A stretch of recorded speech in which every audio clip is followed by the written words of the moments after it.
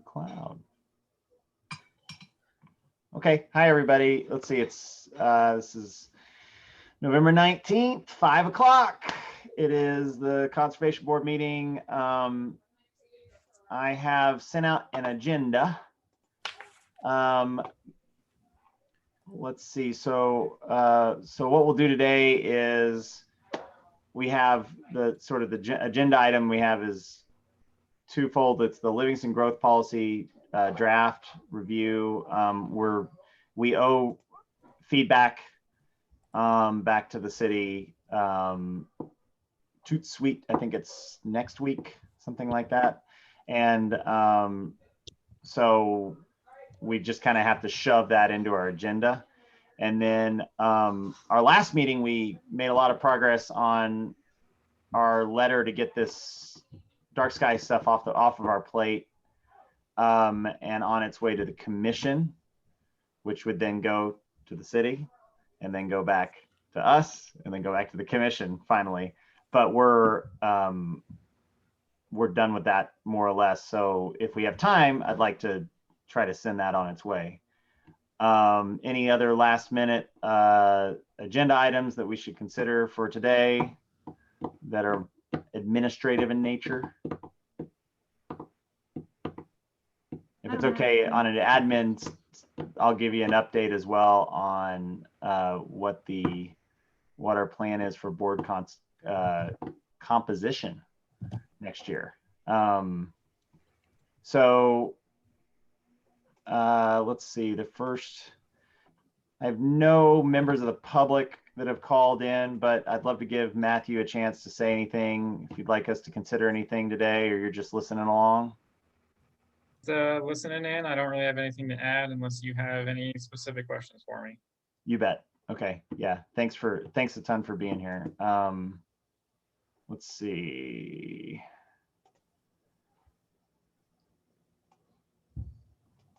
Jonathan, do we have minutes to approve?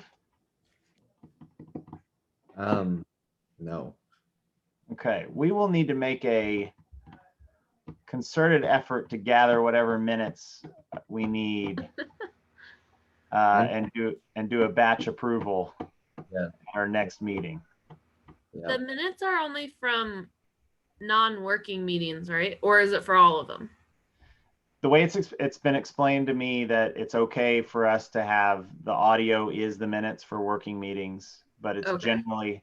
generally frowned upon if we have a meeting, especially any meeting with resolutions and voting over anything, that does need a typed set of minutes that summarizes the actions as well. Thankfully, we've been ruminating on dark sky stuff for a while, and we haven't had many resolution-based actions. But today we actually should have two. So that's that.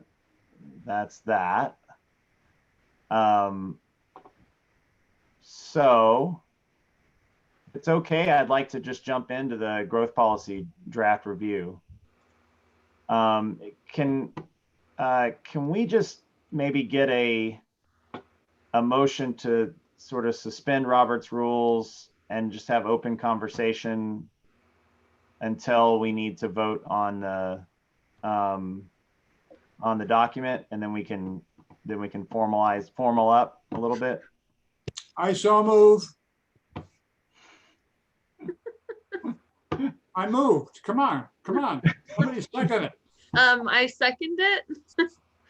All right, all in favor. I seconded it, but I forgot I was on mute, so you guys can have to hear me crunching away over here. All right, all in favor of that motion? Aye. What was the motion? Suspend the rules, Robert's Rules of Order, so we can discuss this before we actually take any votes. Yes. All right, that's good. That's so that's a pass unanimously. Okay, good. I'm gonna go ahead and share my screen. Let me know if there's any, and then anybody can just jump in at any time.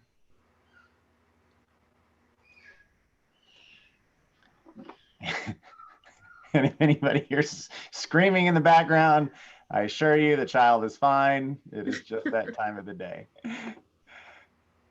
Okay, I went ahead and wanted to guide this discussion. So here's what I was hoping we could do. I don't know if anybody attended the planning board's meeting yesterday, Not but on.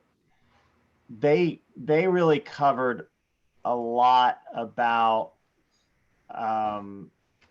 let's see, they essentially looked at some of the land use maps and some of the other stuff that a few members of the community had a little bit more issue with, because I'm not even going to get into it. The bottom line is that I was hoping to really guide our discussion today by looking at the input letter that we sent to both Burton and the commission on the 29th of April, and just go through some of those items and make sure that we felt that they were satisfactorily, holy smokes, Jonathan, is that a word? Yeah. Put into the growth policy. And I think in particular, I was hoping we could look at this with the lens of, one, does it look like the will of the community is expressed through our understanding of the survey results on these topics?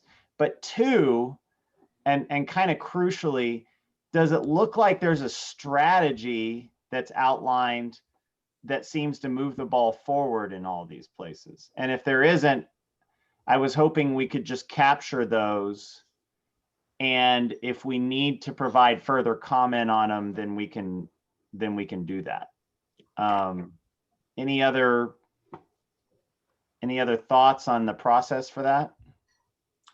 So this version is the one that ended up after the meeting and some changes were made on the original one. Is that correct? So everything here is currently up to date, right? Which one are you referring to, Bill? The growth policy draft on the right of the screen, or the conservation board letter on the left of the screen? Well, I was thinking of I understood that there were some changes made last night. And presumably that would be on the right side on the goals, objectives, and strategies. But I wondered if you want to talk about both of these things at the same time, or you want to take one at a time. Good question. I thought maybe what I'd do is take us through the growth policy letter that we sent, because it had, all those concerns that we worked out. All right.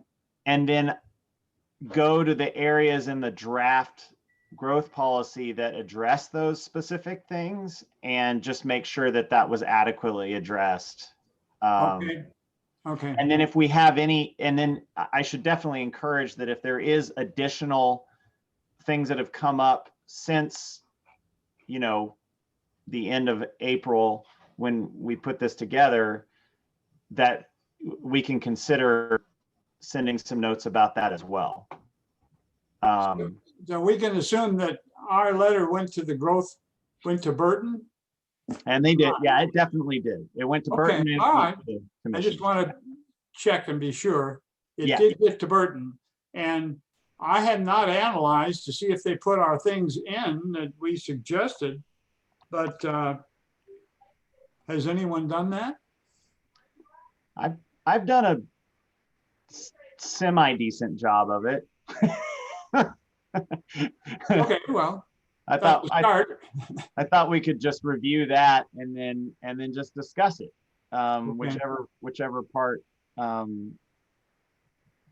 we're on. So maybe we'll just get started on that. I'll show you what I mean. So this document, we looked at kind of our understanding of the survey results, and then there was just our general growth policy input, and we had a lot of specific areas. One thing that I did notice on page 85 of the growth policy is this is the land use stuff.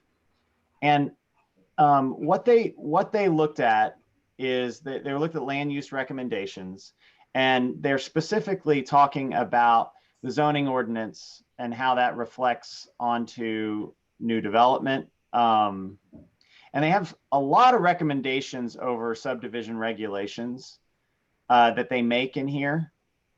And so I wanted to just kind of point that out to people and just identify that, you know, I think these are going to be some of the first things that are implemented in new zoning regulations. And if there are aspects that we don't think are adequately sort of addressed, even exploratory things, right? I mean, some of these recommendations are just explore watercourse and wetlands setbacks in general, right? So that's a recommendation that they're making on subdivision regulations. Then, you know, I think if there's some things that come up during this conversation, we should consider suggesting subdivision regulation recommendations, which really is just on the line of this usually. And Matthew, I'd be happy for you to weigh in here. It's, you know, it's the mechanism is really that if we have recommendations, let's, and especially because some of these recommendations tend to be just exploratory bullet notes, I think it would be appropriate, potentially anything that would impact zoning to try to highlight that and see if it can get added. Does that sound reasonable? Yeah, just one word of caution. You've switched between subdivision and zoning several times. Two Yeah. very different things, so make sure those are Yeah, clear which one you are looking at. Yeah, thank you. Absolutely. Yeah, so the subdivision is more of the master plan sort of big development kind of, my understanding anyway, is that subdivision regulation applies to that kind of proposal that ultimately gets evaluated per, you know, something, well, everything that's laid out on this table here, which table 11.2, which is the review criteria that would be used before an approval of a subdivision was made by the planning board and then the city commission. Does that nuance kind of make sense? And Jonathan, you were doing this. Did you have a point or a thought? Okay. Okay, so dark sky is the first one, page 37.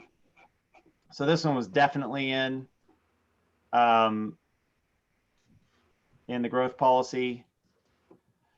Objective 3.3, preserve the night skies as well as natural scenic vistas. And strategy 3.3.1 is support the efforts of the Livingston Conservation Board in updating the city's Night Sky Protection Act. It's a very clear statement of strategy.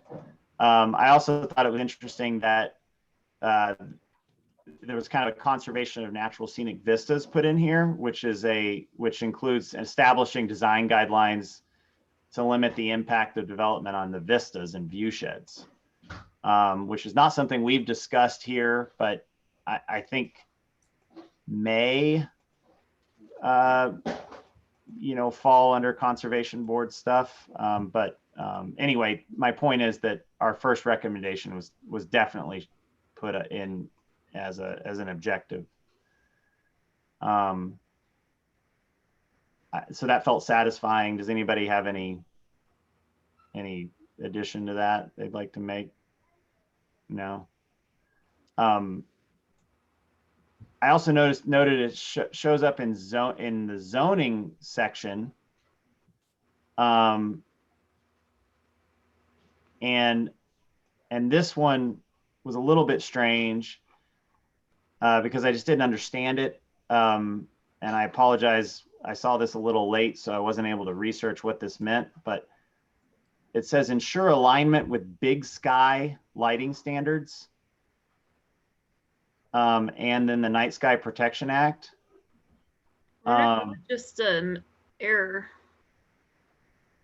Yeah, I don't know. Danielle, do you know, is there such thing as a big sky lighting standards that you know of?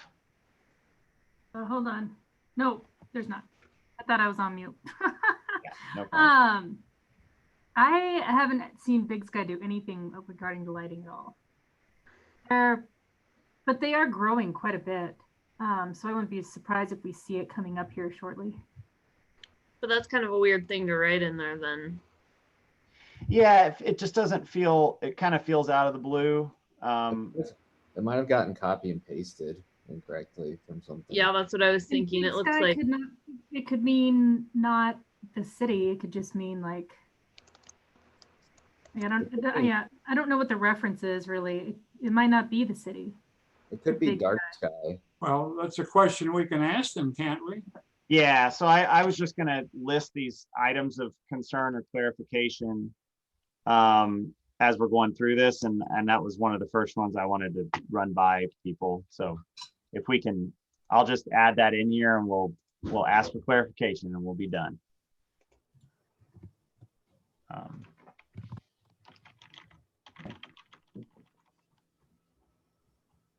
Okay.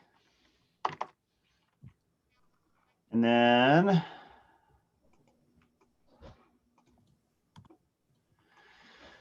so this is the one that I energy efficiency and everything.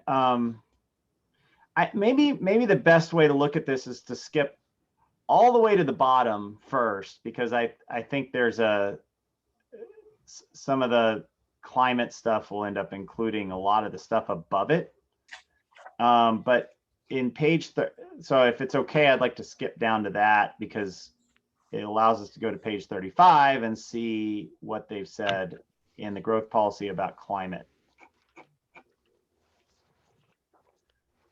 So it's a big one. It just says develop an integrated comprehensive citywide climate action plan and prepare the economy and general population for the future. Which really mirrors a lot of the language we put in our note to them. And then it says specifically to refer to the 2017 Montana Climate Assessment. I have a question here.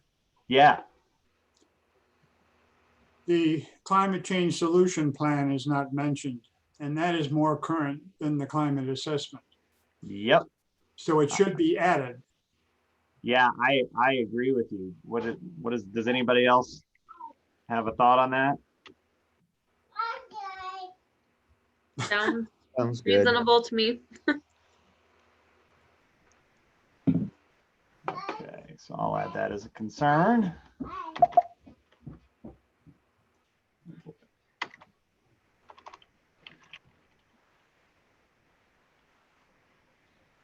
I noticed that when I was looking through this, that they didn't mention it. And of course, we've already talked about it somewhat, but it precedes, or this precedes that. And I don't think there's a conflict as far as the two documents are concerned. But I don't know. I don't know that much about the climate assessment as compared with the solutions. Oh, I mean, I think the climate assessment is sort of a where we are statement. The Okay. solutions report is actually much more comprehensive and concrete about what we can do. Yes. As you pointed out, Bill, bringing it here to one of our meetings, and so I think that's very much in line with our objective of today, which is to identify ways that we can make this document more actionable. Okay. Yes. And so yes, most certainly, I think so. I think it's appropriate. Okay.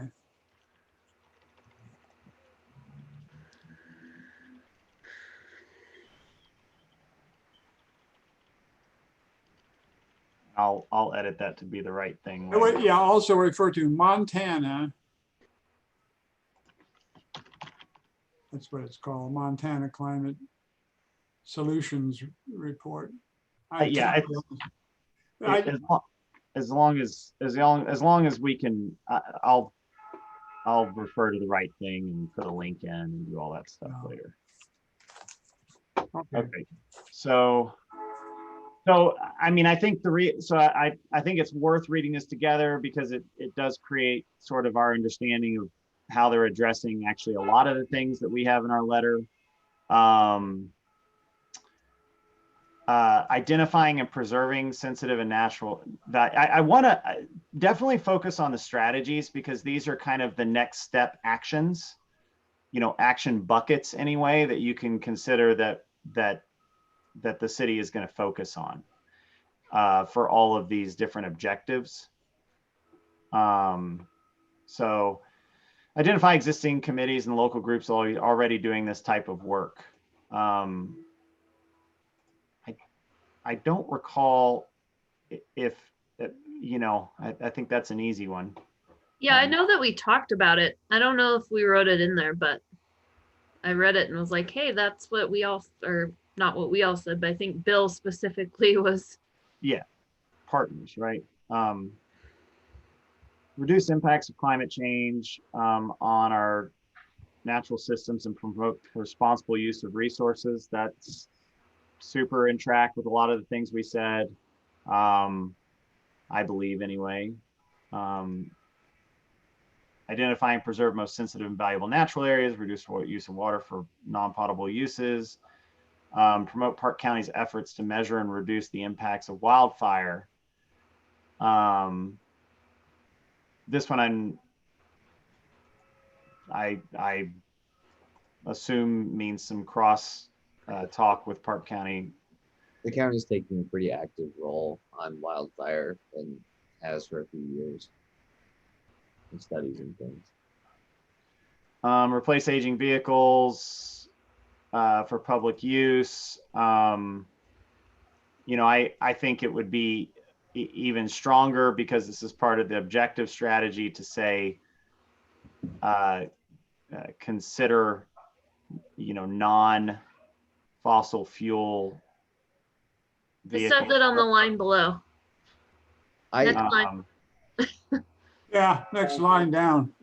It does, but I think if we could probably even just take out that first, or recommend taking out that first strategy and using only the second strategy would be, because I think otherwise replace aging vehicles means to me that just even get newer vehicles, which I don't think is necessarily good.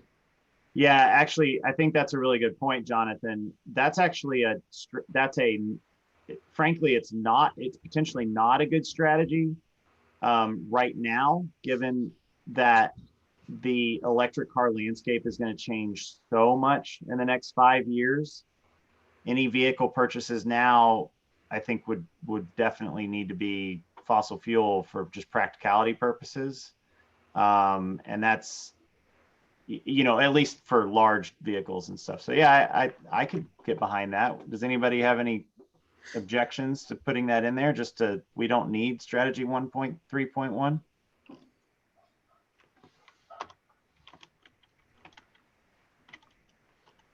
All right. I heard crickets, so I'm. Oh, well, that would mean renumbering the other strategies, of course. Also. They can do that. Well, I mean, actually, yeah. I mean, I can come up with another strategy here. I think we should probably just for now. I love the idea. I love the idea of pulling things out. So implement technologies and programming to improve energy efficiency, increase the use of renewable. So this is just, encourage conservation and renewable energy production at the state and local levels, as well as at the household levels.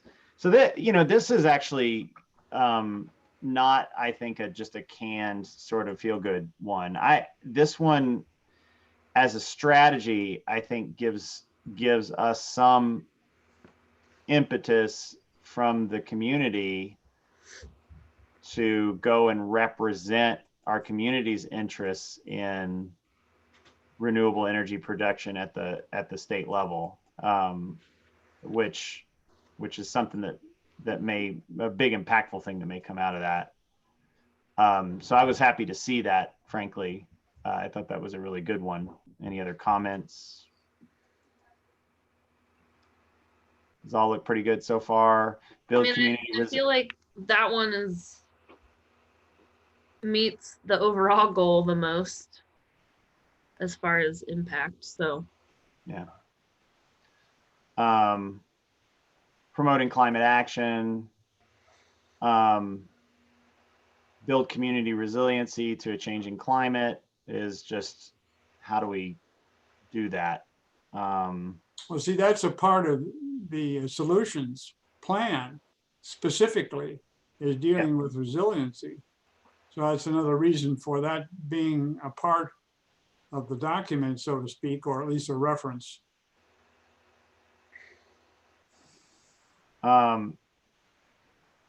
Yeah.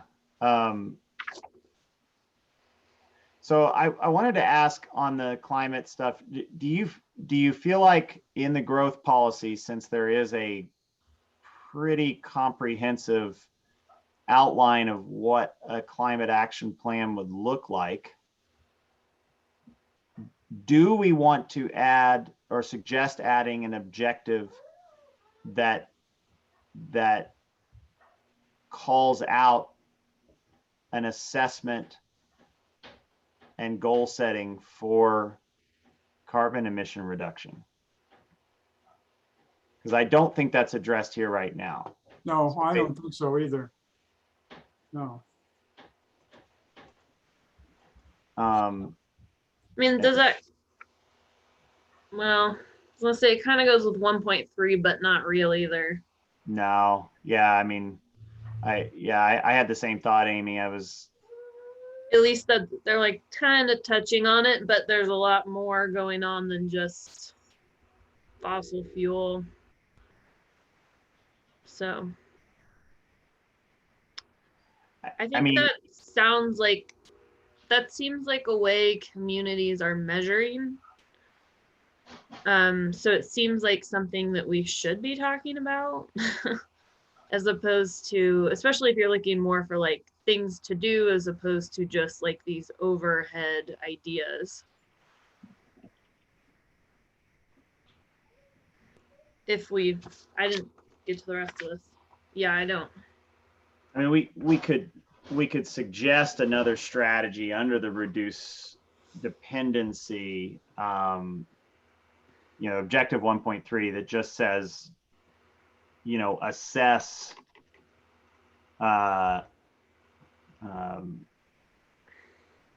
assess community-wide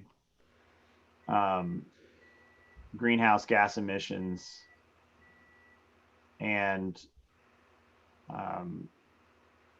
identify emissions reductions goals. Yeah, I would think that would be helpful. That's the whole basis of the plans, is to reduce the CO2. So maybe that is a new strategy 1.3.1. Could be. Community or city? I just want to, Yeah. do we want to do, are we talking about the greenhouse gas emissions of the city as a entity, or as the city as all of us? Yeah, the good question, Jonathan. All of Yeah. us. I mean, I think that's where some of the nuance of focusing our limited time, attention, and energy on the right thing comes into play. The reality is that if we just focus on city-owned stuff, it's a large overall in terms of climate impacts from our entire community. It's just a drop in the bucket, right? Whereas if we were to,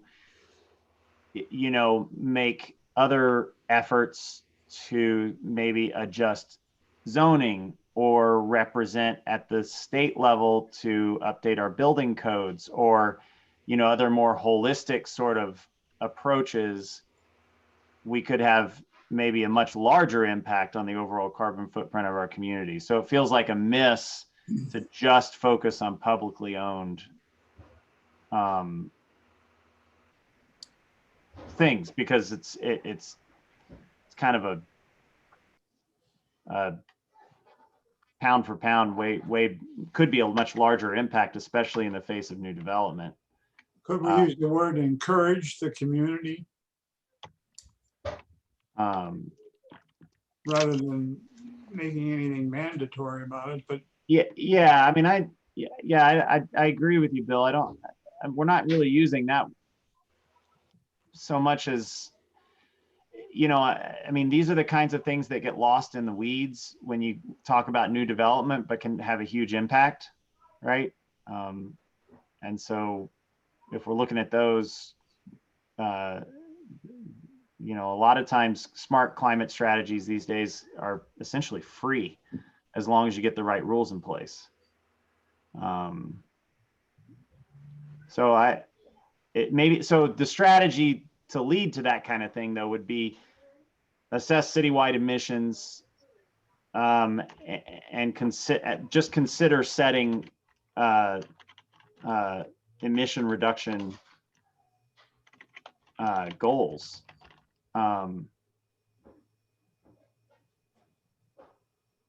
Does that sound appropriate? I think so. Can you say greenhouse gas emissions or something like that rather than just general emissions, which could be essentially anything? Yeah, sure. Thank you.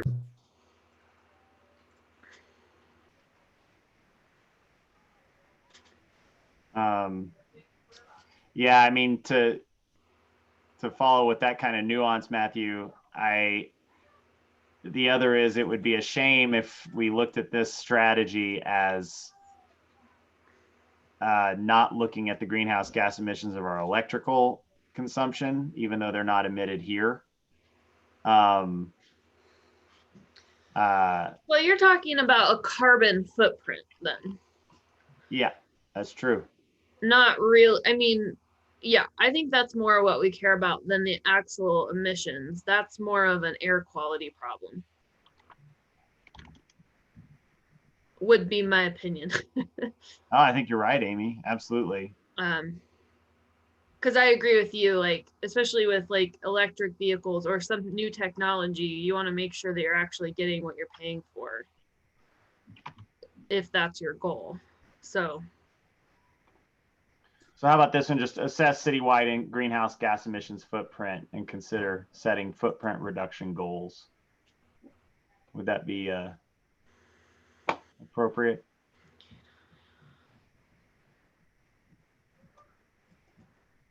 I think so. Okay. All right. That huge citywide greenhouse or countywide. They already have that from Alexis, don't they? Did somebody already say that and I was spaced out? No, yeah, Danielle, that one was just the city-owned facilities. I thought she did all of Park County.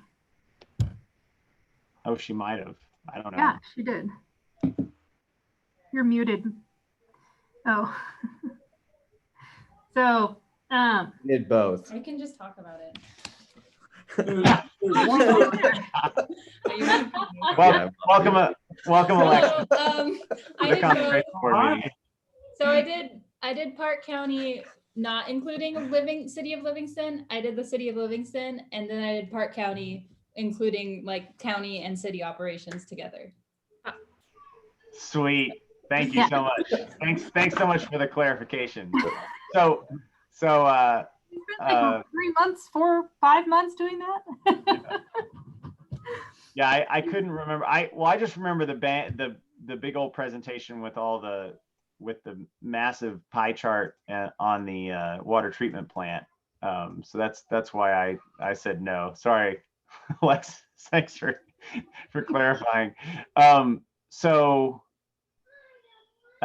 Yeah, okay. So I think, I think to your point, Danielle, though, maybe that this will feed right, and we can leverage that and probably make some real progress on this strategy. Okay. if it makes it into the. Do you know if anywhere in here there's a reference to life cycle cost analysis as far as purchasing is concerned? Thank you for asking, Bill. Actually, that was the last thing on my list that I didn't get to before the meeting. So that one we can just explore together in a second. Okay. Yep. Yeah, I really want to look at that. Because that's one of the commitments that, besides all our conservation issues and related, the financial issue overlaps with that issue as well. And we're one of the things we're supposed to be doing is saving the city money too. And with the life cycle cost analysis, presumably that's one of the things you're doing. Yeah, definitely. Actually, I've got a really relevant thing to share that Danielle sent that's in line with that once we get to dark sky stuff. Okay, so I kind of skipped down to climate. One thing that we did say that still feels a little nebulous is that the city should consider increasing costs due to carbon emissions for fossil fuel-based resources like energy in life cycle decision making, right? Basically what that means is carbon-based power gets more expensive in the future. And I did not see any language that seemed to support that statement, but that's also probably because that's hard to shove in here. So I wasn't too concerned, but I wanted to see if anybody felt that was something we wanted to bring up. Might as well just say we were wondering if it was possible to include that. I mean, if I got that, I would want to know what your resources are or references, just because it's kind of you're sending this thing out to everyone in the community. Yeah. I don't know, like it's just this factoid in there. I don't feel like that's common knowledge, I guess, that it's going to get more expensive. So I think the specific, maybe like the specific thing, like if I was, say, Matthew, and I received this kind of advisory, and I was like, okay, well, how am I supposed to use this? Like, I think what it would land in is when we do life cycle cost analyses on new projects in or outside of the city, we consider that energy costs will not stay where they are. So basically we just want, could we add that to the life cycle? Well, I guess we haven't written that anywhere, but then maybe it should be appended there and say to consider the future cost of all energy, because you know, there's new stuff all the time. Not all the time. There's new stuff sometimes. Let's table that then. It meaning like we're going to get to that other stuff in a second and we'll maybe circle back to it. Does that sound okay? Or Jonathan, do you think we should still call that out explicitly? But we can just move or see what happens when we get to the other life cycle part. Okay. I'm going to jump around a bit and come back up here just to get on waste conservation. Energy conservation. I just wanted to just address that, you know, we kind of made the general statement that higher density provides for less energy consumption per person, and that higher density should be a goal for growth in our community. We can kind of get into this if we want, but oops, well, not if I mess it up. It feels like sounds like my house is burning down. It's not. There's I think there's cooking going on upstairs. I'm not gonna lie. If there's no Oh. yelling, you're probably fine. I think the development infill has been addressed pretty extensively by the planning board. Well, it's been addressed by the planning board, but I still think it's important for us to emphasize it because I don't think that the document represents infill. I think that we should, I was just thinking what we should do is in that section that we were just in of the draft on page 35, objective or strategy 1.3.3, we should, I was thinking, what if we just suggested moving that or rewording that a bit and then asking them to make that a part of the future land use section. Reduce urban sprawl through So- compact development consistent with the future land use map on page 97 through 98. So something like that, but instead say, like, but I guess, because that's like kind of that's what we were getting at, I think. Yeah. And that's why it's in this section that was associated with our comments.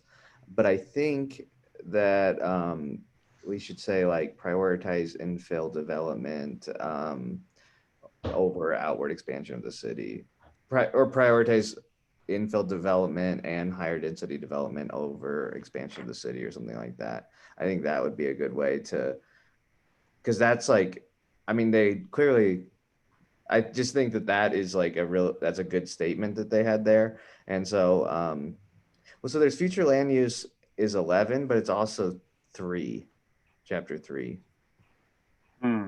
So I was thinking in chapter 3.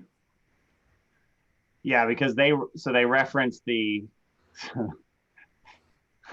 I'll just say, famous land use maps that are here on, so 97 and 98 in that comment. But Jonathan, is your suggestion then that we ask them to sort of forward that language to if you go to page 25. Yeah. It's really similar to this, but I just think we could suggest a tweaking of the words a bit. Got it. The goal 1. Yep. Okay. So goal 1, sustainability by taking advantage of existing plans such as. So do you have any specific suggestions? Because I mean, I think just prioritize infill as or something rather over expansion of the city.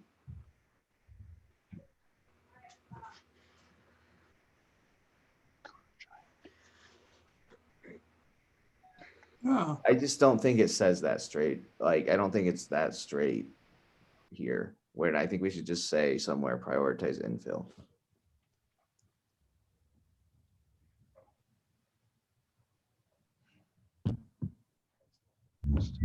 higher densities and wider land uses.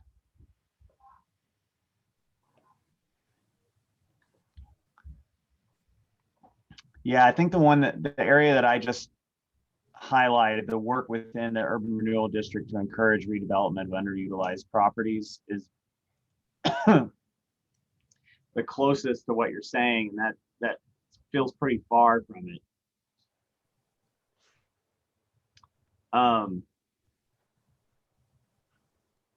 Yeah, so can you sort of, What page are you on of the growth policy? I just want to read it on my screen. yeah, Amy, it's Can't see it. it's page 25. Okay. And it's You're it's related to encouraging growth, well, essentially sustainable growth. Okay.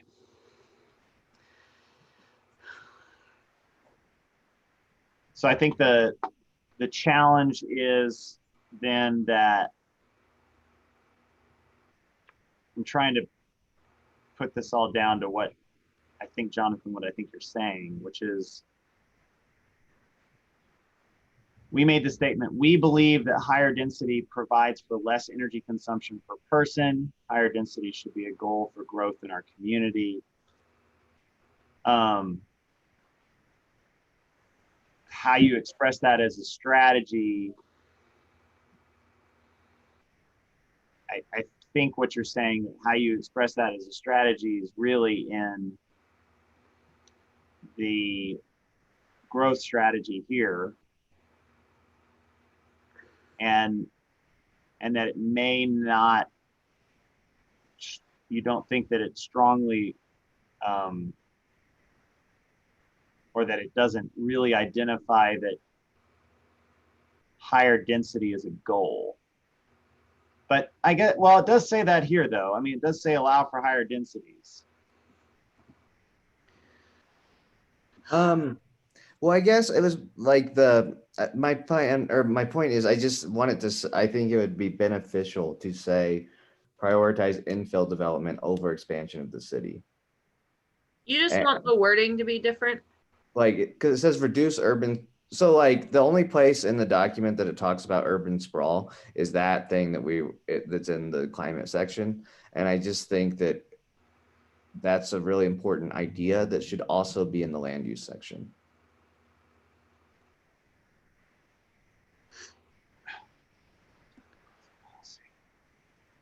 Development infill is Something like, so this was, I reworded the 1.3.1 from page 35, and I was just thinking if we could get something like that on page 25. Yeah, instead of can on we page just say 35. that we want that moved to the land use or Yeah, that'd be reiterated to the land use section, let them figure out where it goes? Yeah, that's fine. Because it's their, I guess it's all our document, but all right, That let me sounds take good. that. So so on 35, so you're really talking about, yeah, move strategy 1.3.3. and he sent you the language in the chat box. Oh, Reword it and then move it or whatever to the So just move that, yeah, to page 25, or I guess chapter 3 land use. so you understand that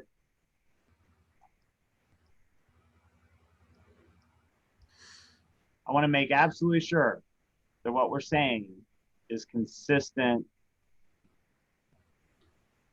with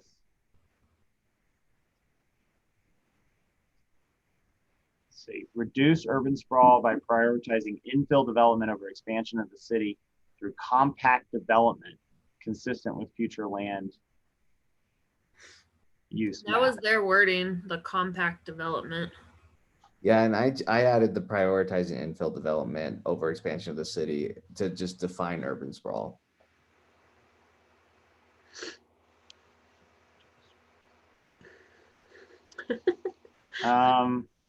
Yeah, the challenge is that this plays into some of the heartache. But it's consistent with what we were saying in our thing, in our comment, and it is here in this section. I just think it's more of a land use thing than a climate action plan thing. I mean, you know what this is doing though. Yes, Like, that's I why mean, I'm doing it. Yeah, I know. I'm just saying, like, I want to make sure that it's not reducing the message of compact development, because what we really mean is compact development wherever development happens. Oh. And I'm concerned that I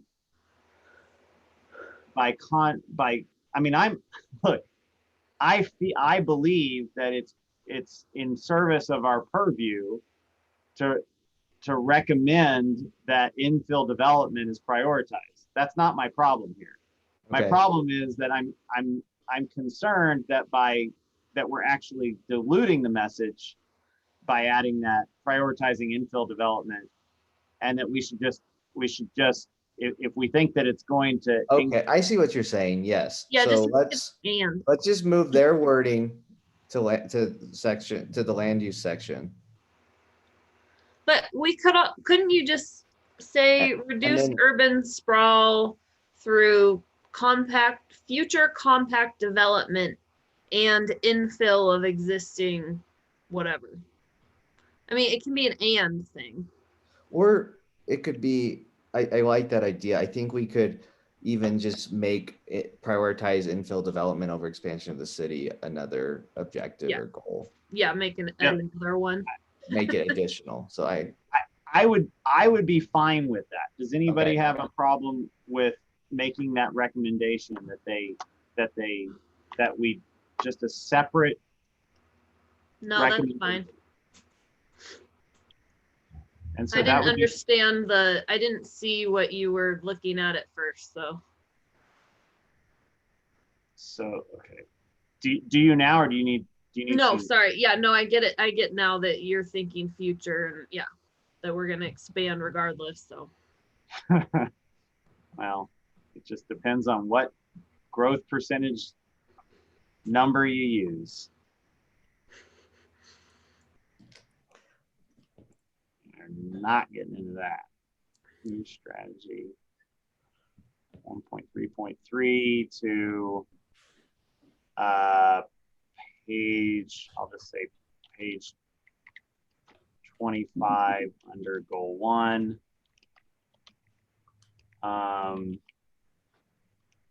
It fits better.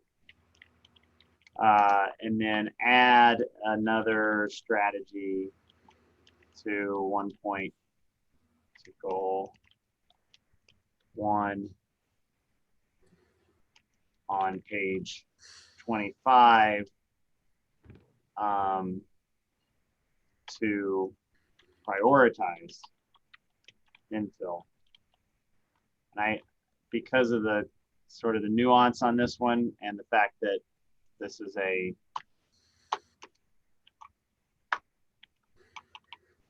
point of community contention, I don't think I wouldn't even use those words. It's a point of inquisitiveness right now. Are you talking about the infill? Yeah, the infill versus growth and all that stuff. I'll just refer to yesterday's meeting at the planning board. We don't really need to. Okay. Because I've been way out of I don't want to make any for a while. statements that mischaracterize anybody in the community. So I would just like Yeah, to no, not, that's good. I really don't want to weigh in on it. I'm just trying to make sure that the priorities that are expressed through the growth policy survey that we've distilled as part of our purview are being properly addressed in the growth policy. And I think this passes that criteria, especially because it's going to be something that we're just going to pass on as a concern for them to consider. Mhm. Another strategy to goal 1 on page 2 to prioritize infill over expansion when possible to meet let's see, higher density to meet sustainability goals. How's that? Is that all right? Jonathan, does that capture what you were? yes. Okay. All right, let's move on.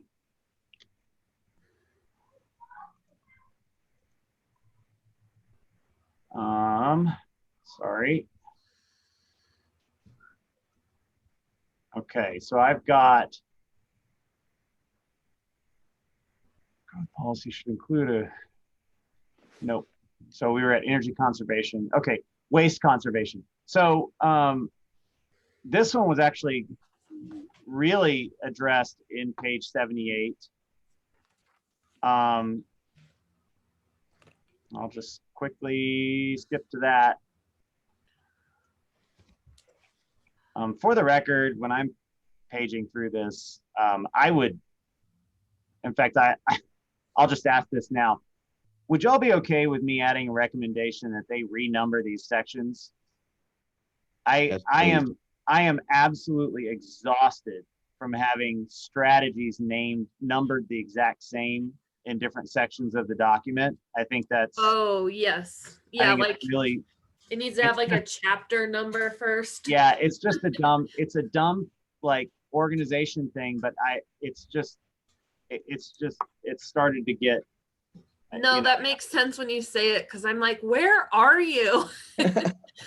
What section are we in? And that's how Park County does it. They just number them 1 through whatever, 16 or something. I think that's pretty common. I write a lot of technical things, and that's the way I would do it. And I'm gonna put this in here too, if it's okay, and update the document table of contents to be much easier to maneuver, to navigate. And if it's okay, if y'all are okay with me putting this in there, this is just a piece that has been a real pain as we're trying to go through this and provide feedback and make it better. So develop infrastructure to enhance community services and improve public safety. I thought that was a really good way of organizing this. I actually really appreciated that. Develop an integrated and efficient solid waste management system as part of that. There was a community waste assessment. That's actionable. That's wonderful. In my opinion.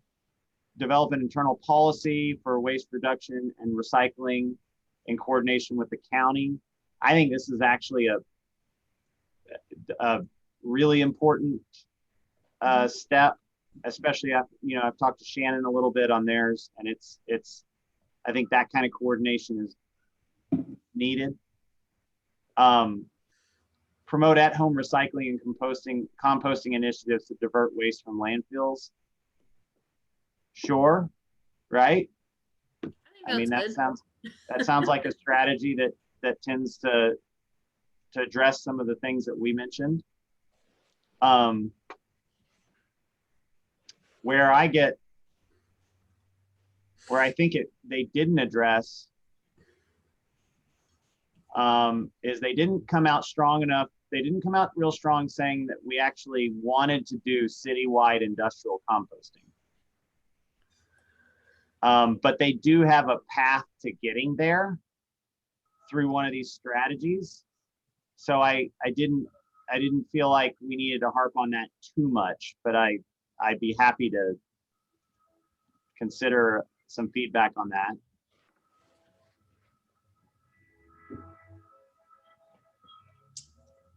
Silence is golden. I'm not following. I'm sorry, but no problem, Bill. So the question is, on our waste conservation, under our waste conservation heading recommendation, we said the growth policy should include a path to citywide industrial composting and ways to promote use. There's a pretty strong point about a solution path that's right. It's much weaker in the growth policy. I'm wondering if this growth policy needs to be like is it more vague on purpose? Yes. I mean, so that we don't like put ourselves in a peg and then it turns out we don't want to be there 10 years from now. So yeah, I feel like that's kind of like, we'll just recycle some cans where maybe it could be a little bit more robust, but I don't know. Maybe it gives us the freedom to do more later. Though I guess it's not like this is an official legally binding document or anything, or is it? I think just saying promote at-home recycling is lame. Like, well, there's another bullet above it. Yeah, I mean, that's an internal policy. I mean, that's great, but I don't think that is that's certainly not a citywide industrial composting. It Like, also you know, said, they both don't- say that they're not going to do anything about recycling. In my opinion, knowing the city. At home recycling, what are we supposed to do with our recycling? It needs to be like a city-wide ran recycling, a program. Yep. Not just promote it. Are we supposed to create our own compost in the backyard? I mean, I have a compost bin. It's well, you're not cool. it's not super robust. It's very hard to have a big enough compost pile in my tiny city lot. Yeah. I luckily have chickens. They're my compost. But Yeah.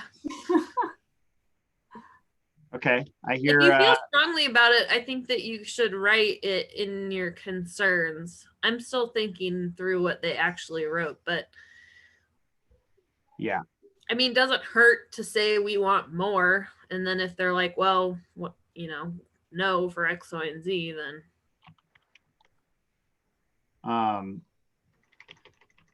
let's I mean, see. under solid waste and recycling, and under their description, it doesn't say anything about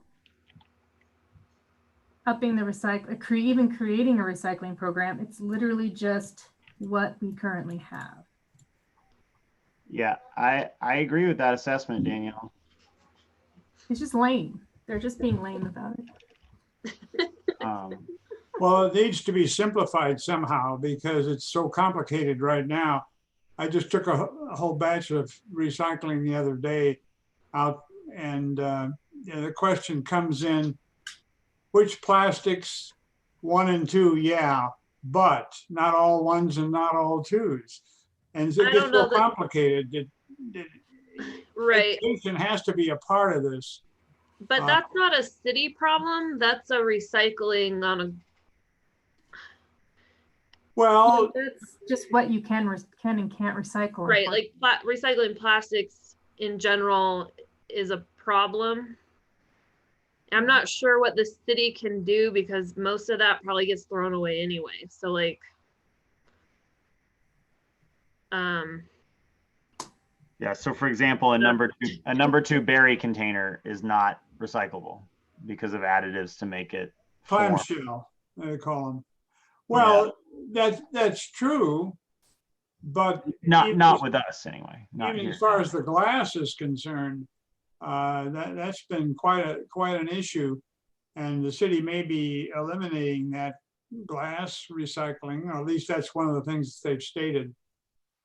we're the only place that I know of that even takes glass outside of like a few other states. And I don't think they really recycle it. It gets, so my understanding is it gets trucked to Salt Lake City where it is recycled.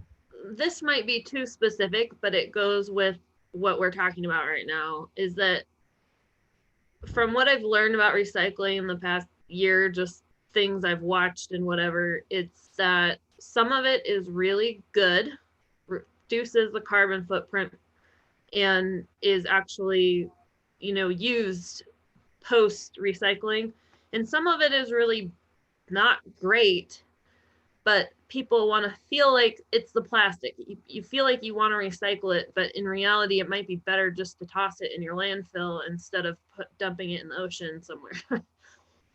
So like I think like doing an analysis of where should the city put their money on what is actually a good recycling. Like, why should we waste money on something that currently can't even be recycled when we could develop something that is really good, like paper recycling and whatever.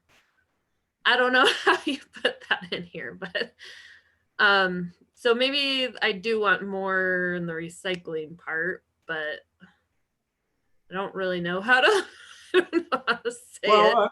And up to date, see, this does change from time to time. An up to date educational system about approach to recycling is what needs to be done.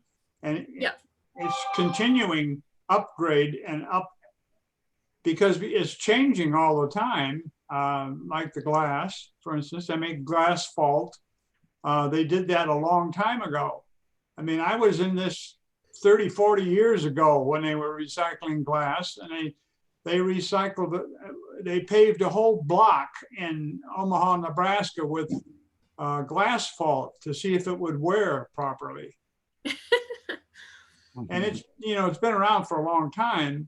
We wanted to recycle glass in Cheyenne, Wyoming. We had the largest rock crushing or business in the world at one time, just west of Cheyenne. They said they would crush our glass for us.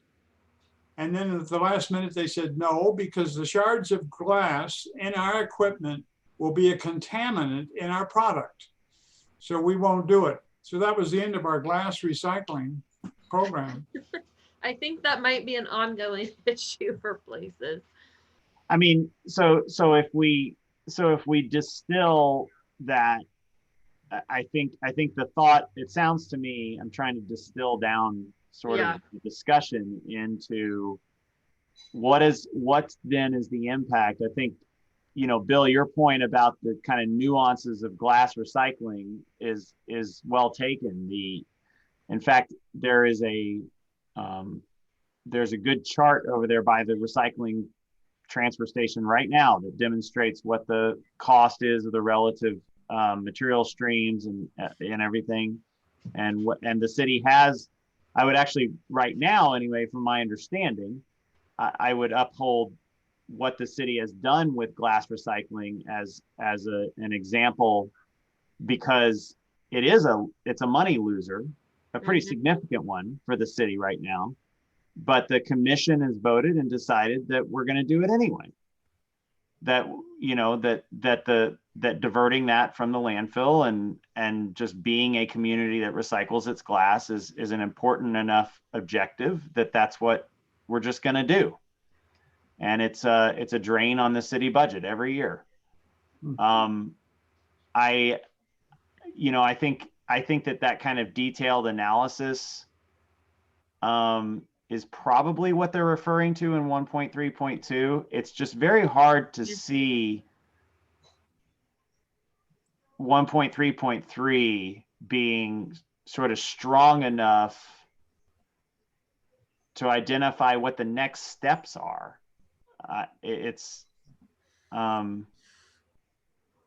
So does anybody have any suggestions on how we can, on what our recommendation would be to sort of consolidate our suggestion into 1.3? I mean, honestly, it's not our job to tell them how to do it. It's just our job to tell them to do it. Yeah. So why don't we just tell them to do something about the recycling? I don't know. I don't know how to word it, but I mean, come up with a more maybe we need to plan. Think about, okay, so promoting at-home recycling. It's right now it's a choice where you have to like go take it to the transfer station. I know several people who don't do it just because of that. So how do we get it? Like, I would rather have a recycle bin than the green bin. I'd rather pay for a recycle bin than the green bin, because I know we're going to probably move to paying, or I don't know, read that in the newspaper. But so it's, yeah, we want to promote at-home recycling, but really we want the city to promote it so it's easier for people to recycle. Yep. Because I think a lot more people would recycle if you're like, here's the bin, you have to pay for it, like garbage. And these things go in this bin. But I also know that's a lot of infrastructure that I don't think that we have. So I don't know. I don't know the answer. How about we just do this? How about we ask them to add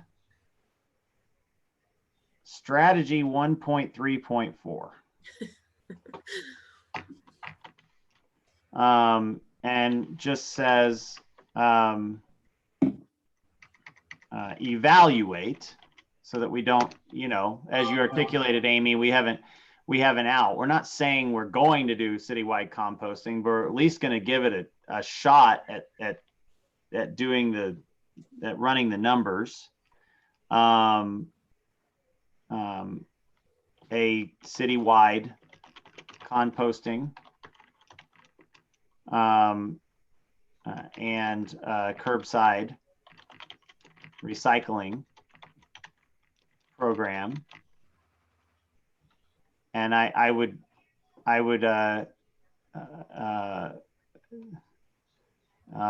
which includes a component of education for the citizens.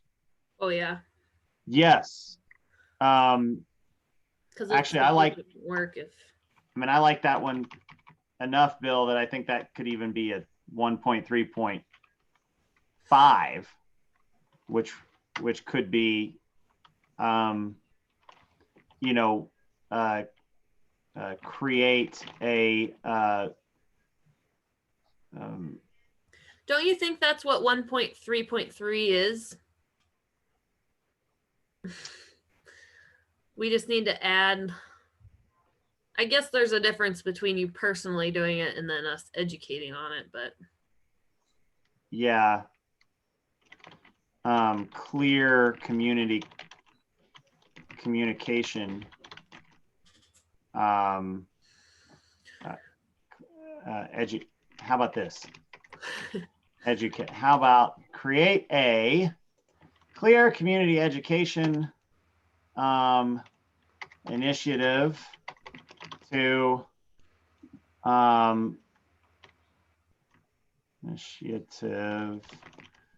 reduce confusion and promote effective recycling. At home recycling or just recycling? Yeah. Just yeah, recycle. Yeah, something like that. Does that sounds weird? Yep. like what you said, Daniel. Like, what are we recycling the actual materials at our house or? Yeah. Okay, so I want to let's capture it and then we'll try to move on here. So we've got add 1.3.4, which was just, how about just evaluate creating a citywide composting and curbside recycling program. And then 1.3.5 would be create a clear community education. All right, that's too many words. Create a community education initiative to reduce confusion and promote effective recycling. Sounds Okay. great. Okay. Yep. Let's move on. Next.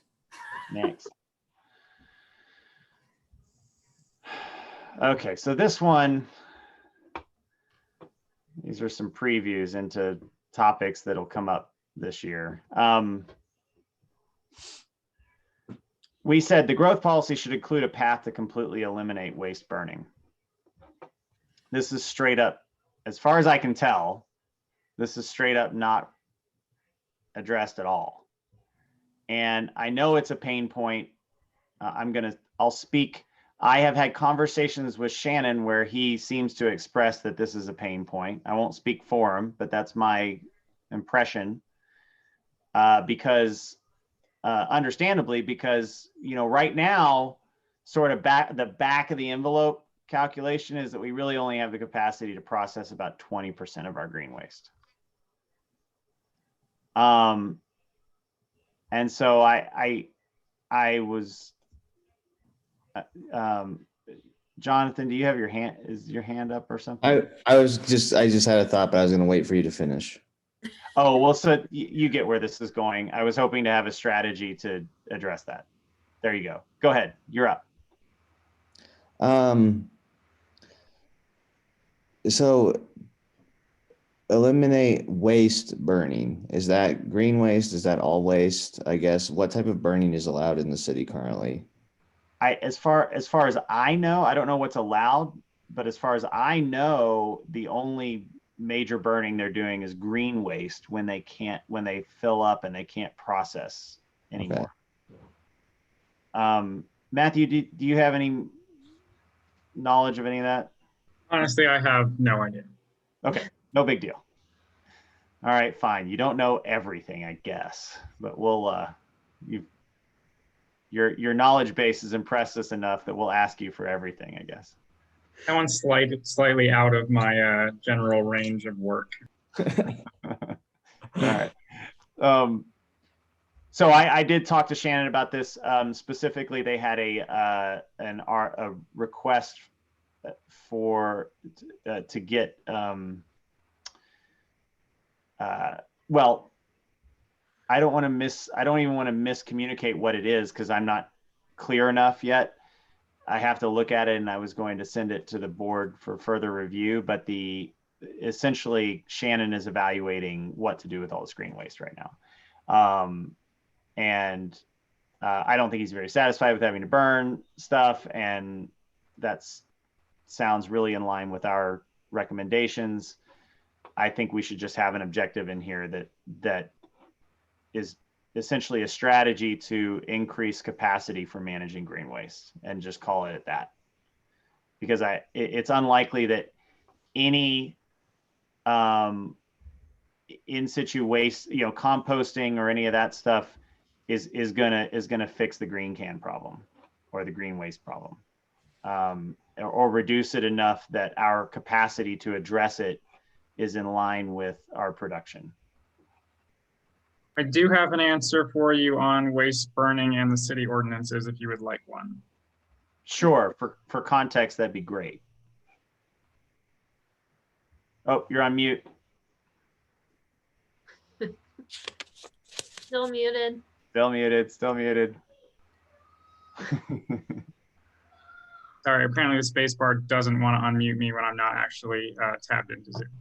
So section 12.43 of the city code, which is titled burning. No person shall burn refuse in the city. However, paper products with special written permit from the city fire department may be burned. So that's the city ordinance on burning. Yeah, and of course that's for citizens, and really I think what we're hoping to address here is the official green waste that the city then has to manage. While they do have the capacity to process it into compost, their capacity to do that is way lower than what we produce. And I think it is safe for you all to make the assumption that the only waste that's being burned is green waste. Yeah. There's some pretty strict environmental regulations on burning other waste. Yeah, awesome. Thank you, Matthew. That's a good point. So, let's, I guess, can we just bottom line this? I'd like to add a page 78. We've had a lot to say about this section. I'm thinking they're going to be annoyed with us. 1.3.6, which is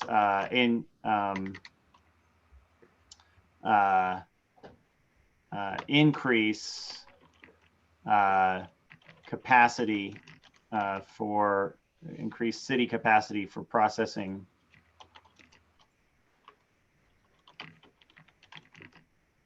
green waste to match approximately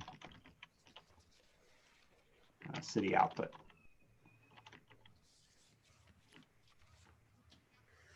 Is everyone okay with that recommendation as a strategy? Okay. Sounds good. Silence is golden. All right. Because we'll vote on these in a second. We're getting there. Okay.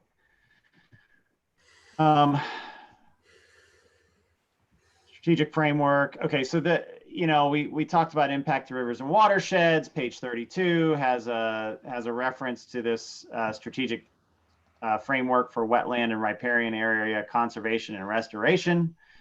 That seems to be the strongest recommendation in the growth policy related to that. That is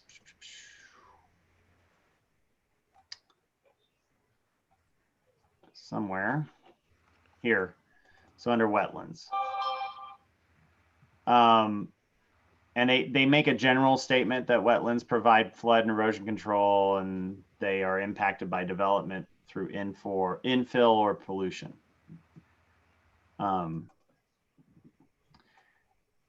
So Go ahead, Jonathan. Yeah. I was thinking this is also addressed in the natural resources section, like in the objective 3.2 then. I think in this section. Can you give me a Yeah, it's on page number? 37. Thank you. Yeah, I was in the thing at the end, so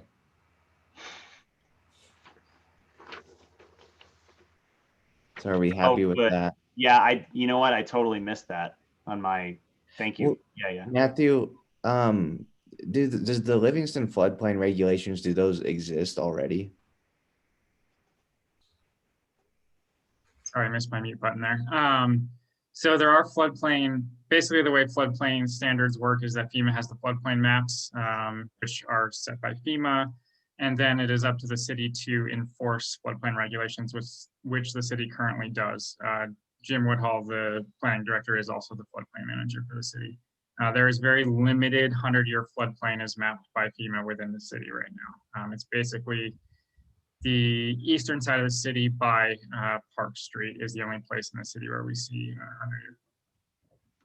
Okay. I thought this 3.2.2 was interesting because it suggests that we're controlling the flooding. Am I missing, like, it's not like an incorrect idea, but it's kind of weird considering it's not a dammed river at this point.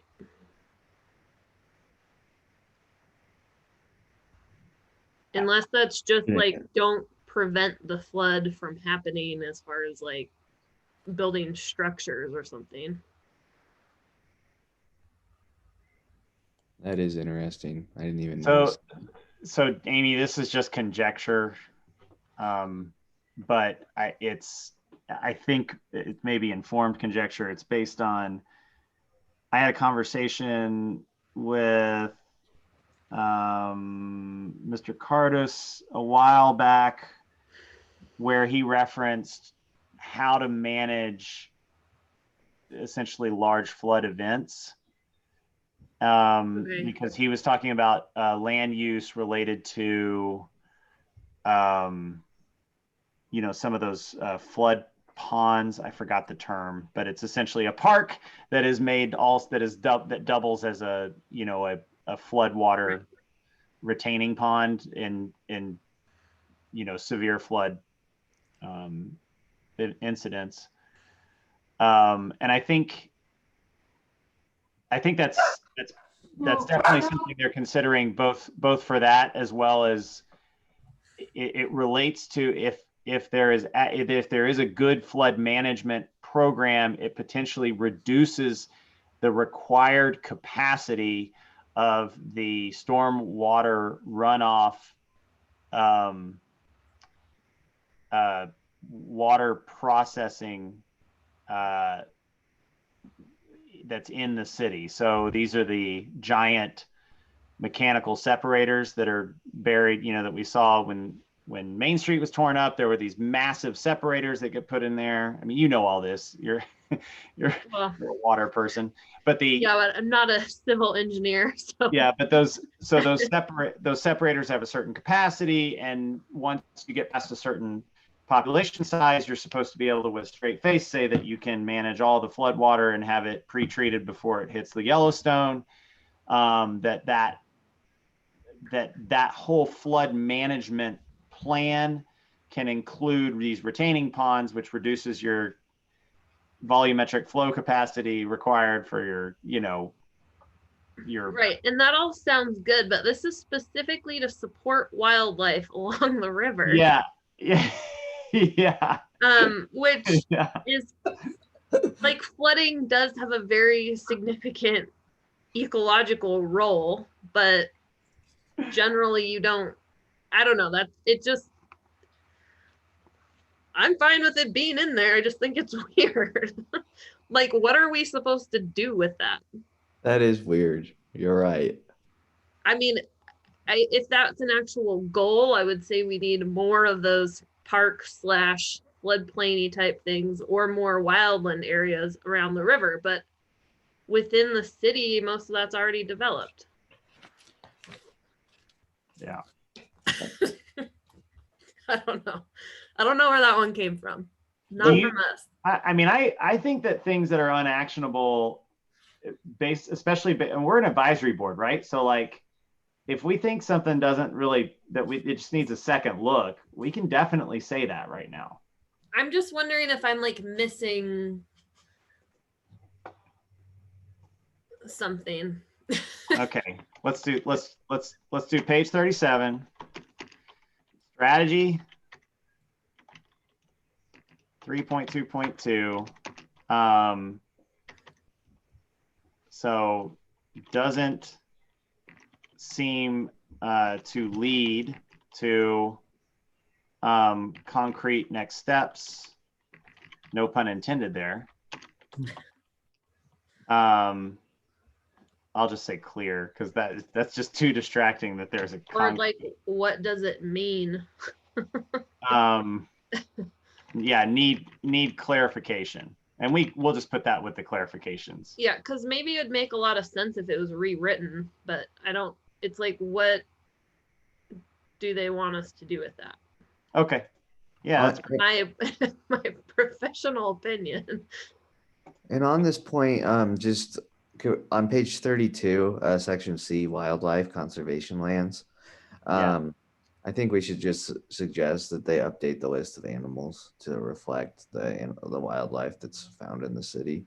Just while we're talking about this section, I wanted to bring that up because that doesn't talk about like moose or bears or anything like that that are often found in the city. Oh, good. Yeah. That's okay. So page 32. No mention of moose or How bear. often are moose seen in the city?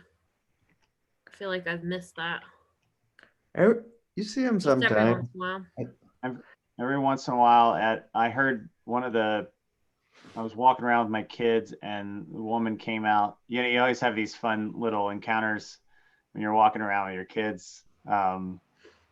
And I don't recall her name. She was very nice. She came out and she was talking about, she's like, yeah, you should look around. Sometimes you can see the moose right there around the back. We were out down next to the sort of that last road next to the highway.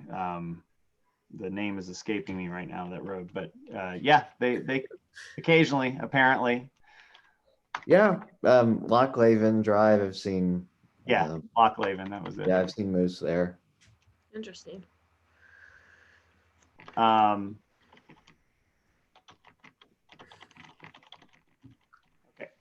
perfect. All right. Despite the time, I think this is actually really useful feedback, guys. So well done so far, everybody. Okay, so I made a comment here.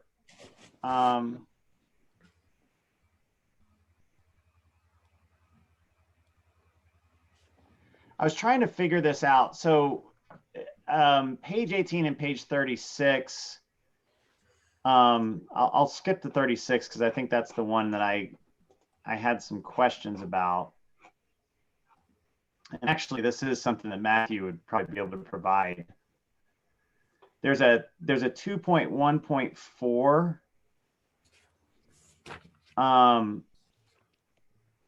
It says assess the percentage of impervious ground cover throughout the city and explore integrating green infrastructure into neighborhoods. I like it. It's I think the issue that I have is one strategy that's been used in a lot of communities is to prescribe the amount of impervious cover that is allowed. And it's usually denoted by land use. And in the case of this, they actually, if you go to the land use list, I think they actually have an impervious cover estimation somewhere in this. I don't remember what page that was on. And I was trying to sort of synthesize what impervious cover reduction would mean, and I just don't think it's mentioned anywhere here. An assessment is there, but I didn't find anything that looked at a strategy of reducing impervious cover. What did I say? I didn't see a strategy of reducing impervious cover anywhere, and I was curious if we wanted to make that recommendation. So yeah, go ahead. Can you, what do you mean by impervious cover? Yeah, sorry. So impervious cover is, so concrete is a pretty common example. It's a ground covering that when water hits it, it can't go through and it can't be absorbed into the ground. And it's the primary contributor to Flooding. runoff. And then, runoff creates high velocity water, which promotes soil erosion. Essentially, the more water that your ground can absorb, typically the better off you are in a whole host of situations involving water. And so that I didn't think that was well articulated anywhere, and I was wondering if we wanted to add that strategy in here. And you're on page, what page are you on? So I'm on page 36. Okay. And I'm specifically looking at strategy 2.1.4. Maybe it could just be added to, I agree. I didn't catch the wording when I read it. I was just like, yeah. So if we could just say, come up with a strategy to reduce, well, I don't feel like we're going to do a lot of reducing of current impervious cover. We really want to look at it being required, like you just said. Well, we want to consider it. I mean, I'm not a big fan of adding regulation when it's not going to make a difference, right? And I mean, I think there's also really a place for impervious cover assessment in some of the neighborhood plans as well.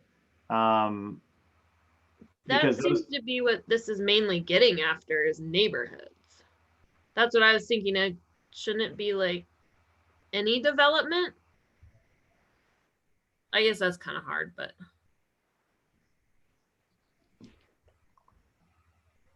I don't know.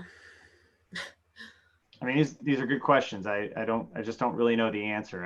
I wanted to point out that I couldn't find that impervious cover was really addressed in a meaningful way in the growth policy. Could you just say that? Yeah, I would say that. Instead of us rewriting it, we could just say we like this idea, expand on it. Yeah. I'll add that just generally.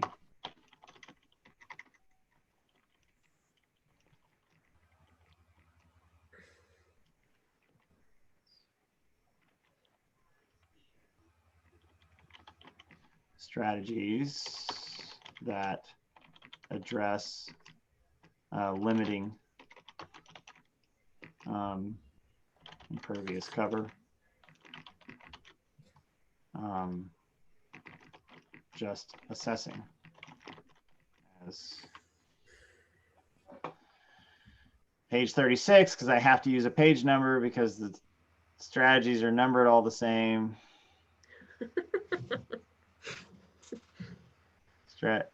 Strategy 2.1.4.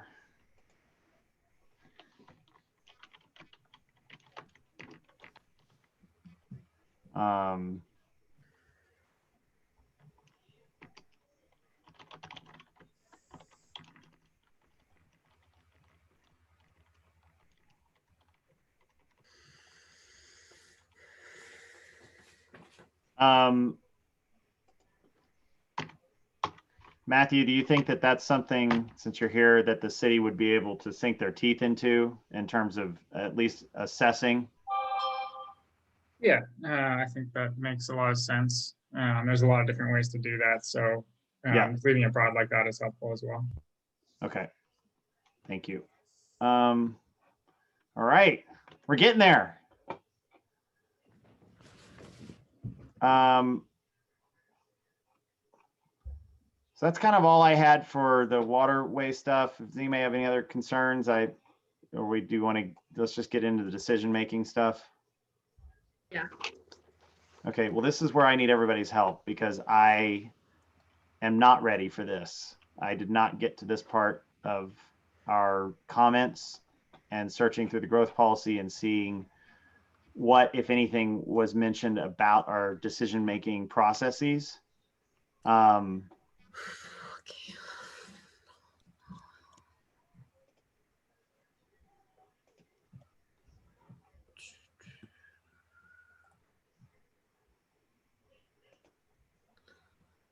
So the first thing that I see is they're encourage responsible growth of Livingston by evaluating proposed developments against the 10 principles of smart growth, which is a table that's in here somewhere that I've seen. So there is an infrastructure management strategy on page 116. Okay, let's go there. I don't know if that really is what we're looking for, but we could suggest adding something to it maybe. Yeah.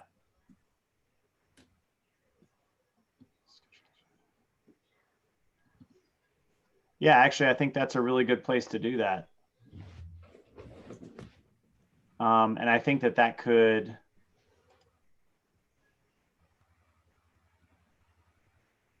yeah, so just maybe throw these things in there. Yeah, I think maybe what we can do is just take these recommendations that we sent, sort of reiterate them.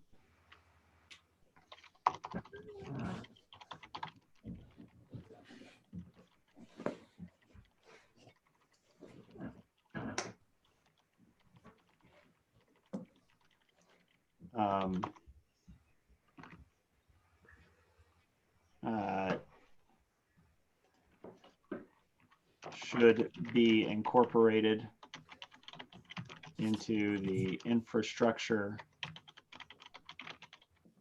management strategy. And so just to, I mean, I think I love the way that we put this, by the way. We did a good job. That's what I keep thinking. We did a good job. Yeah.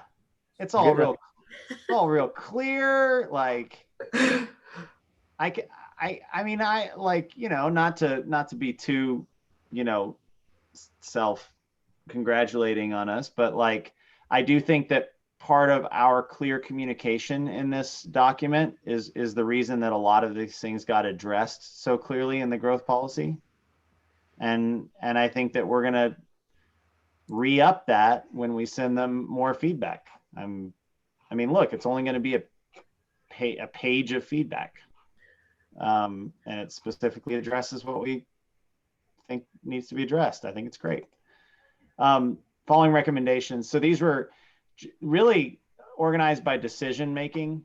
And so I think that's great because it really identifies in infrastructure management that the decision making processes need to get updated. I like it. Any comments on that? Any other places that you think maybe we should incorporate the decision making? So it says zoning changes here, zoning changes and major projects in our recommendation there. Is that something we would want to add to somewhere when it talks about zoning, or is infrastructure what we meant? Oh, that's a good question. So I'm gonna ask Matthew, you know, our board intention is that these things get evaluated as part of the neighborhood plan stuff, as part of the, you know, all that, and the new zoning, any kind of new zoning, you know, paradigms or anything else that come out of this. Should we do our best to consider peppering some of these recommendations into those sections of the growth policy as well? If you would like, it's hard to, and I think I'm going to sort of reiterate Jonathan's question. Based on the way that's written, it's hard for me to understand what your intent is there.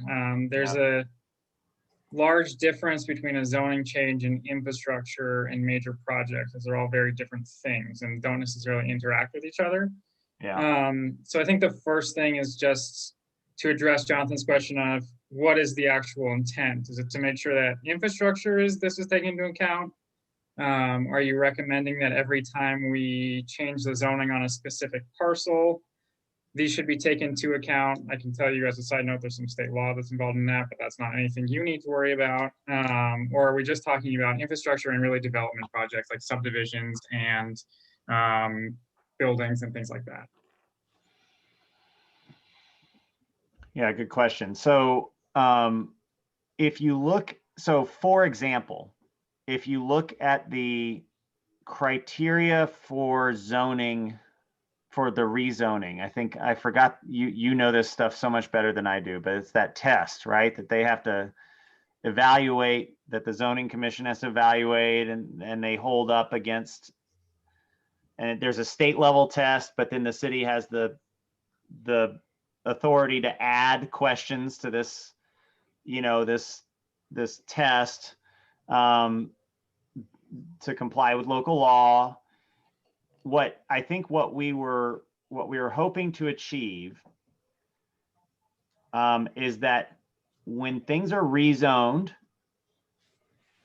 and particularly when the developers have to fill out this questionnaire, that these questions are asked related to greenhouse gas emissions, water use reduction, solid waste reduction, and that sort of thing. We don't have any specific recommendations, but you know, we're not there yet, right? This is the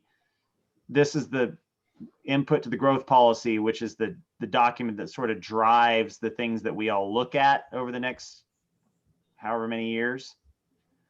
So I think there's an impact to zoning there. We also, though, to Bill's point earlier, we were also very interested in making sure that the decision-making process for infrastructure and for city facilities are also updated similarly to answer questions about greenhouse gas emissions, water use reduction. You know, what we really want to see is life cycle analyses that show that it's not a good idea to put solar panels on the next building or whatever, right? That's the kind of example that we want to see our city making smart upfront investments that make financial sense, and have those assessments as part of the decision-making process.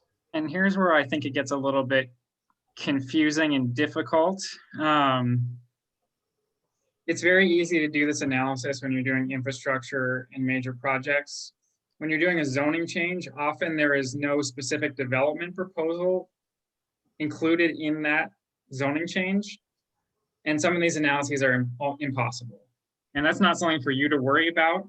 But if I were, for example, taking in this comment, there are things with zoning changes where we can't necessarily do a water use reduction if it's just a raw piece of land changing its zoning. So I think that's where the conflict comes in this single recommendation. Obviously, you all are welcome to recommend it however you see fit.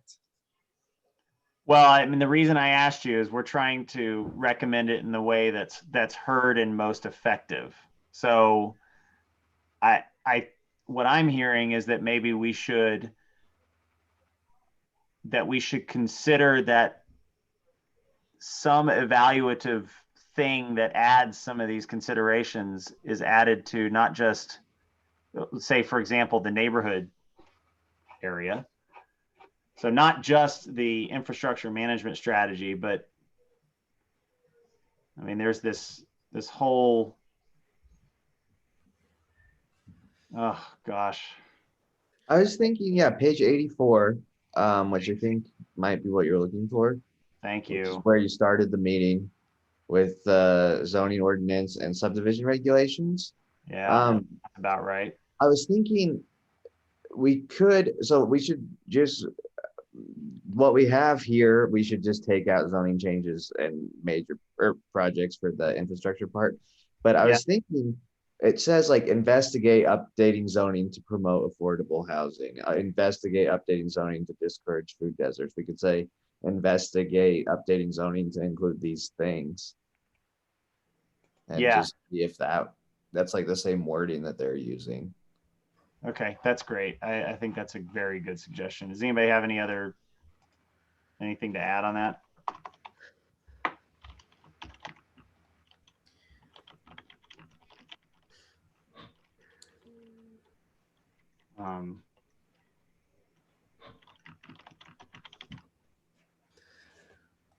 And then do something similar for subdivision regulations on page 85.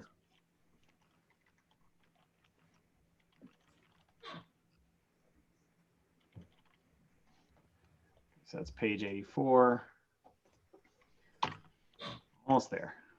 I'm about to go cross-eyed here, guys. I'm sorry if I stop making sense. Let's see. Page 84. Investigate updating zoning. Consider water.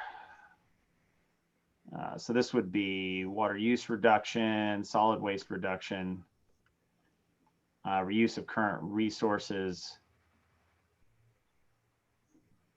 and consolidation. Man, we were smart when we wrote this.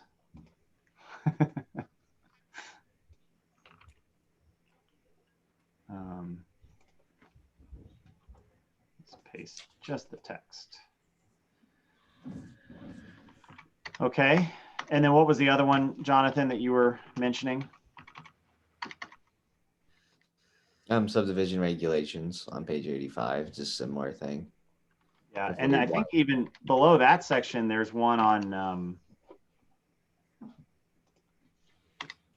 there's a term for it.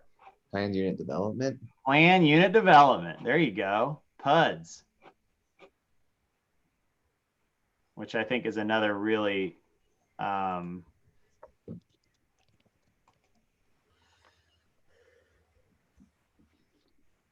okay, so yeah, so I think then I'm just looking at this.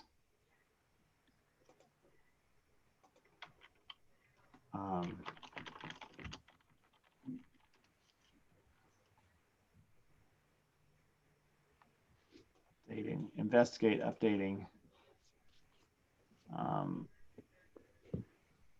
Yep.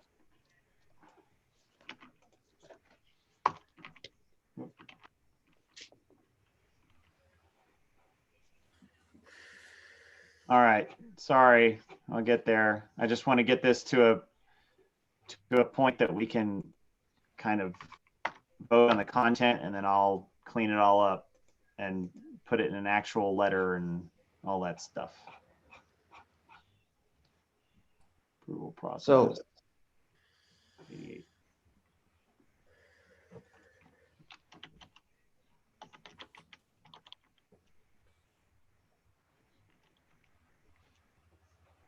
Yeah, Jonathan, start talking. So I just was gonna say, when we now when you're talking about the infrastructure management strategy, and then you go right before the colon bullet points. Yeah. Just make sure we change zoning changes in major projects. Yeah. Just do this analysis should include. Yeah, what I was hoping is to do actually this, just take the entire bullet of city infrastructure decision making out. And then so the infrastructure management strategy section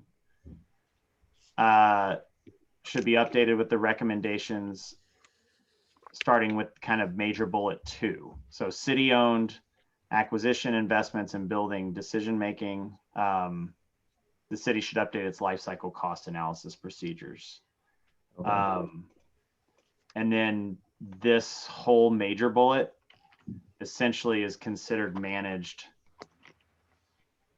by our specific, by this text, which I took the bullets and I debulletized them. But this would be a suggestion that they update the zoning, the subdivision regulations section, and finally the PUD. Michael, while you're doing that, can I just ask one of you to explain to me what consolidation of project work is meaning?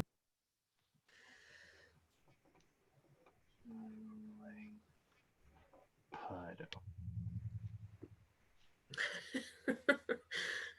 I was wondering that too. I think it was like if,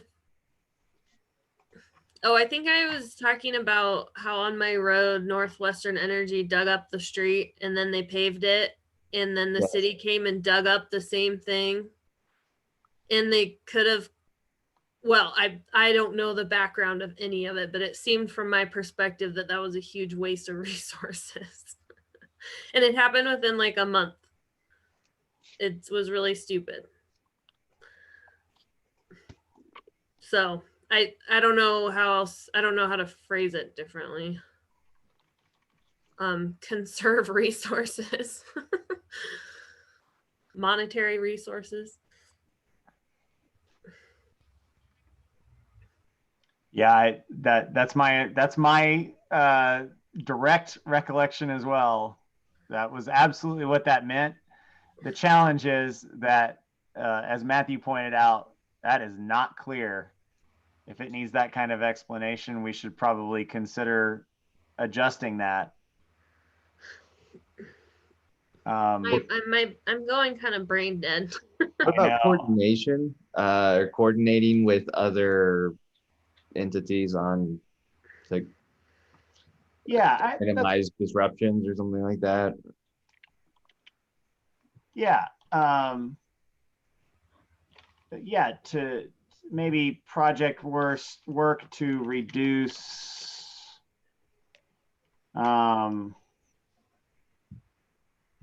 disruption. God, I don't know. Well, in my case, I mean, people probably think about disruption. Oh yeah, that's definitely part of it. I was also thinking like, wow, I wonder how many thousands of dollars just got spent on my street when it could have been half of that. So it's also like just reducing waste in a money sense and a sustainability sense. Okay, how about coordination of project work to reduce disruption and waste? Is that clear enough that someone can run with that? I think so. I think so. Why don't you put that in? We'll see what it looks like. Okay.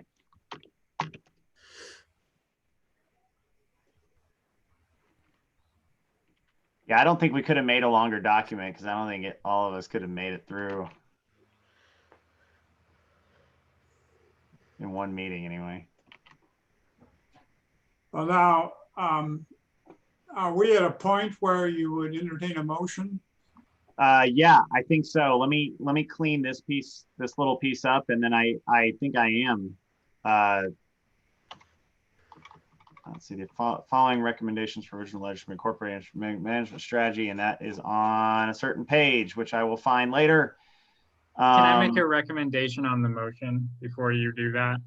Happy to. Yeah, Matthew. Can you all please make a motion to both recommend that you allow this letter, or that you recommend that this letter be sent to the planning board, but also to allow Michael to do edits and turn it into an actual letter if that's what you're trying to do, just so that it's clear that you all have authorized him to do that?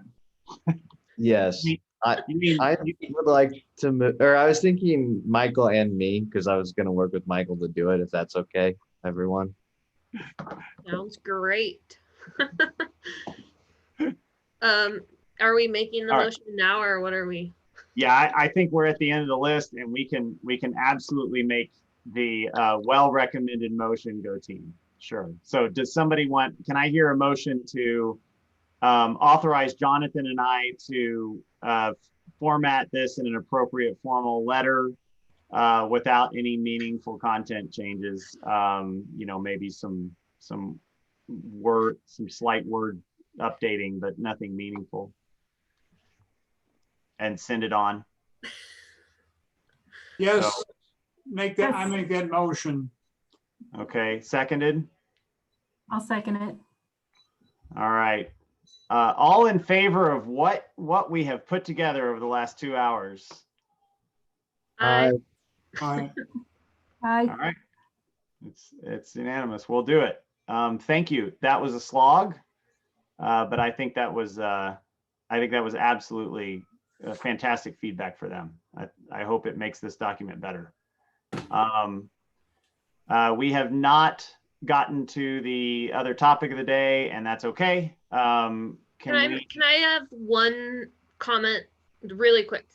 100%. I finally got back to Dark Skies after the last meeting, and I realized we're pretty close to wanting to send it in. However, each document we're sending is formatted differently, which I think just looks really weird.